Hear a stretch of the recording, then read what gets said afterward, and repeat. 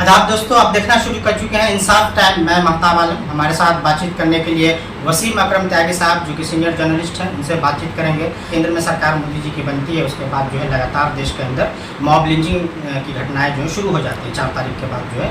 और अभी जो हाल ही में जो घटना हुआ है शामली में, यूपी के शामली में घटना हुई, जिसको लेकर ट्वीट किया 2 पत्रकारों के ऊपर FIR हुई, उसमें एक नाम शामिल है वसीम अकरम त्यागी साहब का भी।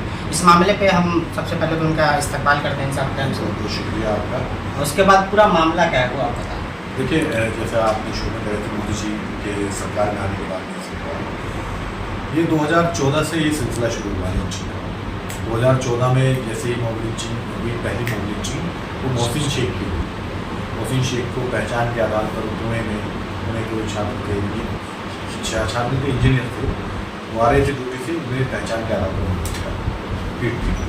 उसके बाद में फिर अखलाक की लिंचिंग शुरू हुई, अखलाक की लिंचिंग हुई, और उसके बाद से ये सिलसिला ये रुकने का नाम नहीं ले रहा है। मोदी 3.0 पर आ चुके हैं, लगातार तीसरी बार वो प्राइम मिनिस्टर बने हैं, लेकिन जो मॉब लिंचिंग है वो लगातार जारी है।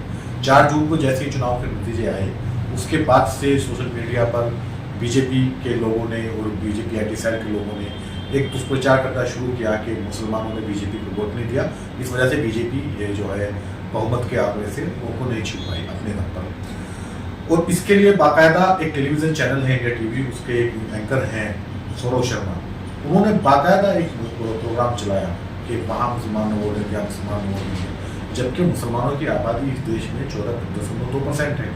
अगर वो सबके सब बीजेपी को रोकना चाहें, एकजुट होकर नहीं रोक पाएंगे, तो जाहिर सी बात है वो डाइवर्ट करना चाहते थे बीजेपी, और ये नफरती प्रोपेगेंडा चलता है तो उसने फैलाया उसको, और उसी के नतीजे में फिर लिंचिंग का सिलसिला शुरू हुआ। अलीगढ़ में लिंचिंग हुई, छत्तीसगढ़ में लिंचिंग हुई, झारखंड में लिंचिंग हुई, और ये सिलसिला बदस्तूर जारी है, अभी तक रुका नहीं है। कल ही यहाँ दिल्ली के गाजीपुर में 2 लड़कों को पीटा गया है और उनसे जबरन धार्मिक नारे लगवाए गए, उन्हें बेरहमी से पीटा गया। अक्सर ये वीडियो सोशल मीडिया पर तैर रही है, आ रही है। उसी क्रम में एक घटना घटी थी 4 जून को शामली के थाना भवन एक कस्बा है, उसमें वहाँ फिरोज नाम का एक लड़का था, वो मोहल्ले में घूम रहा था किसी में, तो उसको पकड़ करके पीटा गया और इल्ज़ाम लगाया गया कि घर में घुस रहा था।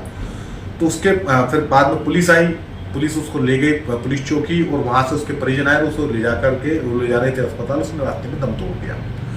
हमारे ऊपर जो FIR दर्ज हुई है, पुलिस का बयान, जो SP थे उस वक्त के, आपको तबादला हो गया आज उनका, जो SP थे उस वक्त के शामली के, उन्होंने भी कहा कि एक युवक को 2-3 लड़कों ने पीटा, इस वजह से और उसे अस्पताल ले जाते वक्त तो उसकी मौत हो गई, और अब हम दोषियों के खिलाफ कार्रवाई करेंगे। और यही बयान अमर उजाला में छपा है उनका। अमर उजाला जो अखबार है, उसने पूरा इस घटना को कवर किया, और उसने पुलिस की बखिया उधेड़ी। उसने कहा कि पुलिस अगर लापरवाही ना बरतती तो शायद उसकी जान बच जाती। वो घायल अवस्था में 2 घंटे तक पड़ा रहा पुलिस चौकी पर, लेकिन उसे अस्पताल नहीं ले जाया गया, उसके परिजनों के आने का इंतजार किया गया। तो ये सारे सवाल उठाए थे अमर उजाला अखबार ने, और लगभग यही सवाल हमने उठाए। तो हमारे ऊपर मुकदमा हम जानना चाह रहे हैं कि ट्वीट में क्या था और इल्जाम आपके क्या है? ट्वीट में ये था, पुलिस ने जब उसकी मौत हो गई तो मौत के बाद में परिजन जो थे, जिन्होंने तहरीर दी हुई थी थाने में, उन्होंने लाश को थाने के सामने रखा, प्रदर्शन किया, उसके बाद जाकर FIR दर्ज हुई। और FIR की जो दर्ज हुई, उसकी जो धाराएं थी, उसे लेकर हमने सवाल उठाए। हमने कहा था कि इसमें अटेम्प्ट टू मर्डर की धारा लगाई गई है, जो अभी तक लगी हुई है, ये मर्डर की धारा लगनी चाहिए। DGP UP को हमने उसमें टैग किया था, यूपी पुलिस को हमने उसमें टैग किया था अपने ट्वीट में, लेकिन सुबह को पता चला कि हमारे ऊपर FIR दर्ज हो गई है। पुलिस कह रही है कि ये लिंचिंग की घटना नहीं थी, और इसको लिंचिंग बताया गया, इस वजह से सांप्रदायिक वैमनस्य यहाँ पर फैला, सांप्रदायिक तनाव होने की स्थिति बन सकती थी, तो इस वजह से हमारे ऊपर FIR दर्ज कर रही है। सवाल ये है, एक इंसान को आप सिर्फ पीट कर मार डालते हैं, उसकी हत्या हो जाती है, तो क्या इंसान की हत्या करने से माहौल खराब होता है, या हत्या को हत्या करने से माहौल खराब होता है? ये सवाल है, और ये सवाल हर वो आदमी उठाएगा जिसे इस देश के कानून व्यवस्था पर भरोसा है, जिसे इस देश की न्यायपालिका पर भरोसा है, और वो सवाल उठाएगा। उस सवाल को उठाने के एवज में अगर उसे FIR झेलनी पड़ रही है, तो आप खुद देख लीजिए फिर कि कानून का राज कहाँ कायम है। कानून की जो व्यवस्था के जो दावे किए गए हैं, उनकी तो पोल खुल रही है। तो ये सवाल जो हमने उठाया था कि मर्डर की धारा है, मर्डर हुआ है चूंकि उसका, तो मर्डर की धारा लगनी चाहिए, उस सवाल को उठाने में FIR दर्ज हो गई। मतलब आपका मानना है कहीं ना कहीं आरोपी पे FIR नहीं हुआ, पत्रकार पे उल्टा FIR आरोपी पे FIR हुआ है, अटेम्प्ट टू मर्डर की धारा उसमें लगाई गई है। उसके जो पीड़ित के परिजन जो कह रहे हैं कि उसे पीटा गया, बेरहमी से उसको पीटा गया, वो पानी मांग रहा था और वो उसको, लेकिन उस पर तरस नहीं खाया गया, इस वजह से उसकी जान चली गई। तो पुलिस इसके बदले में उन्हें पोस्टमार्टम रिपोर्ट का हवाला दे रही है।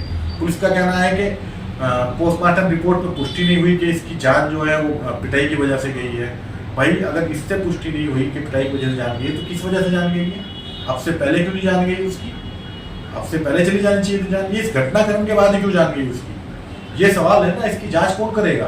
पुलिस ही तो करेगी। और इस सवाल को अगर कोई उठाएगा तो उस पर FIR दर्ज करोगे, तो फिर एक कानून बना दीजिए कि कोई हत्या को हत्या ना कहा जाए, लिंचिंग को लिंचिंग ना कहा जाए, सांप्रदायिक नफरत को नफरत ना कहा जाए, कुछ और कहा जाए। फिर आपने इतने सारे कानून बनाए हैं, प्रचंड बहुमत की सरकार आपने 10 साल चलाई है, अब फिर से आप सरकार में हैं तो एक कानून ये भी बना दीजिए कि कोई हत्या को हत्या ना कहे। लगातार इस तरह के अपराध बढ़ते जा रहे हैं, इन अपराधों को अपराध ना कहे, आप ये कानून ही बना दीजिए। ना कल को कोई पत्रकार अपराध को अपराध कहेगा, ना कल को कोई पत्रकार हत्या को हत्या लिखेगा, ना कल को कोई पत्रकार लिंचिंग को लिंचिंग कहेगा, ना उसके ऊपर FIR दर्ज होगी। आप तो उसी दबाने की कोशिश कर रहे हैं जो आपके जो लापरवाही को उजागर कर रहा है। तो आप लापरवाही को दूर करेंगे या फिर उस पर मुकदमा दर्ज करेंगे इसको लापरवाही कहने पर? ये सवाल है। इस मामले पे अपोजिशन का क्या रद्द?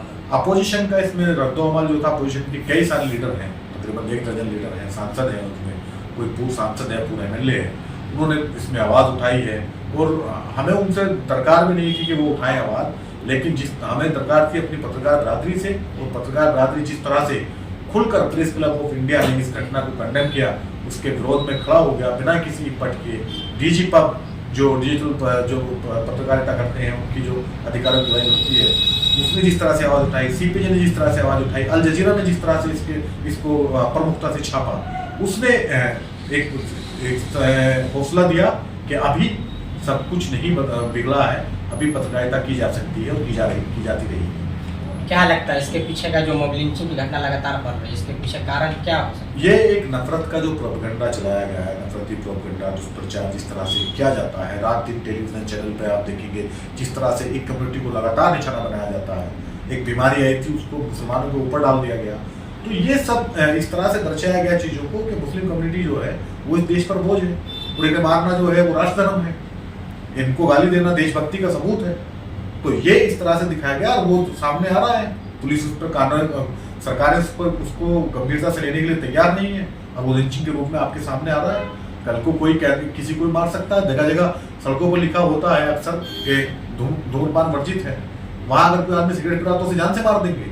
कल अगर यही कानून हाथ में लेकर के कि जब यहाँ पर लिखा था धूम्रपान नहीं, तो आप उसको ये कह करके उसको चरित्रहनन करेंगे उस आदमी का कि जब वहाँ पर लिखा हुआ था सिगरेट नहीं पीनी, तुम आप सिगरेट क्यों पी, इस वजह से मरना लाजमी था। तो ये तो बड़ी हास्यास्पद बातें हैं। कानून के राज में जहाँ कानून, हम ये दावा करते हो कि हमारे यहाँ सब कुछ कानून से चलता है, कानून के अनुसार चलता है, वहाँ पर इस तरह की घटनाएं हो जाना, वहाँ पर भीड़ अगर कानून हाथ में लेकर किसी निहत्थे इंसान को, किसी निर्दोष इंसान को खुद जज बनकर, खुद जल्लाद बनकर खुद ही सजा दे रही है, तो फिर कानून कहाँ है, सरकारें कहाँ हैं? ये सीधे सीधे चुनौती है सरकार को, ये सीधे सीधे चुनौती है पुलिस व्यवस्था को, अदालतों के अस्तित्व को, कि अगर हर कोई आदमी जज बन जाए, 4-5 लोग इकट्ठे हो, जज बन जाए, किसी एक इंसान को पीटे और पीट कर मार डाले, तो फिर कानून का राज कहाँ? फिर जंगल राज है, फिर जंगल राज ही कहा जाएगा इसको। जो हुई है आप लोगों के FIR, उसका जो लीगल प्रोसेस क्या चल रहा है? अब उसमें हम एंटीसिपेटरी बेल की हम तैयारी में हैं, और एंटीसिपेटरी बेल हमें उम्मीद है कि मिल जाएगी, अदालत पर भरोसा है, वहाँ से बेल मिल जाएगी। लेकिन इस बीच में एक डेवलपमेंट ये हुआ है, तो वहाँ के जो शामली के जो SP थे उस वक्त के, उनका ट्रांसफ़र हो गया है, ये खबर आई है। दूसरा जो पोर्टल है यूपी पुलिस का, जिस पे FIR शो होती है ऑनलाइन, उस पर हमारी जो FIR है वो ऑनलाइन शो नहीं होता। इसकी 2 वजह हो सकती हैं। या तो पुलिस ने उसको विड्रॉ किया, विड्रॉ करती तो उसकी सूचना मिलती जो हमें नहीं मिली अभी तक, या फिर उसको हाइड कर दिया, क्योंकि मामला ये ज़्यादा बड़ा हो चुका था, हाईलाइट हो चुका था विपक्ष की। हाइड करने से क्या हो सकता है? अब उन्हें लगता है कि कभी को ना देखे इसको, कि हम पे FIR करने का मतलब था पुलिस ने कि पुलिस अपनी लापरवाही छिपाएगी, हमारा नाम लेकर, और वो लापरवाही छिप नहीं पाई, वो उल्टा पड़ गया। या फिर इसके पीछे का कारण ये हो सकता है कि जितनी आवाज़ें उठी हैं उस इसको लेकर के हो सकता है? लगता है कि अगर कि कल अगर पुलिस की लापरवाही पर अगर कोई सवाल उठाए तो पुलिस को लगता है कि FIR अगर दर्ज कर देंगे 2-4 पत्रकारों के खिलाफ तो हो सकता है कि कल उनकी लापरवाही पर सवाल न उठाए, लेकिन सवाल तो उठाए जाते रहेंगे। पुलिस जनता की नौकर है, किसी पार्टी विशेष की नौकर नहीं है। जनता के टैक्स के पैसे से उनको सैलरी मिलती है, जनता के लिए काम के लिए बने हैं। वो पुलिस ही अगर अपनी लापरवाही पर खिलाफ सवाल उठाने वालों पर अगर FIR दर्ज करेगी तो फिर किससे उम्मीद की जाएगी, ये सवाल है। लेकिन सवाल यही है वसीम अकरम साहब कि जिस तरह से मॉब लिंचिंग घटना हो उसको ख़त्म कैसे किया जा सकता है? इसको ख़त्म करने का सीधा जिम्मा कानून व्यवस्था का है, सरकारों का है। सब कानून बनाया भी है, लेकिन उसे अमल में कौन लाए? जब आप लिंचिंग करने वालों के समर्थन में रैलियां निकलती हैं, जुलूस निकलते हैं, उन जुलूस निकालने वालों को FIR दूध कीजिए, क्या उससे माहौल खराब नहीं होता?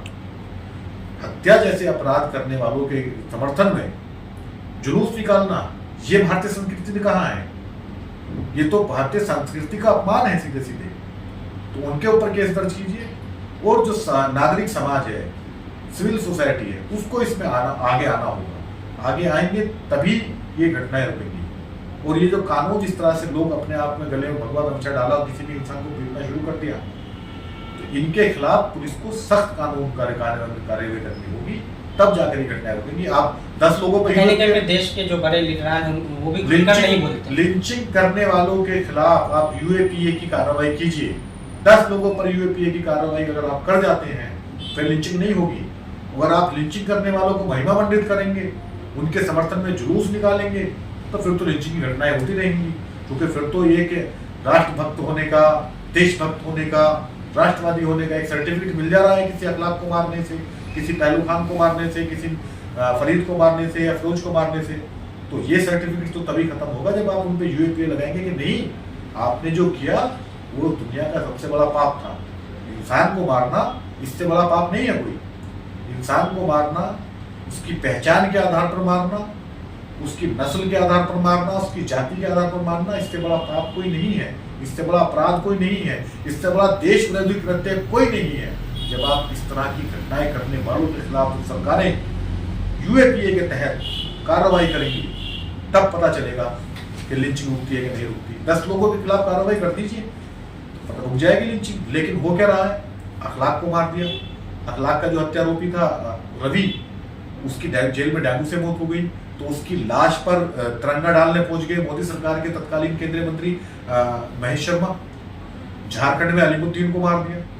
अलीमुद्दीन के हत्यारोपी जो 10 लोग जो जेल से छूट कर आए, जिन्हें फास्ट ट्रैक कोर्ट ने सजा सुनाई थी, वो जब जमानत पर जेल से बाहर आए, उन्हें मिठाई खिलाने पहुंच गए जयंत सिन्हा जो मोदी सरकार में मंत्री थे।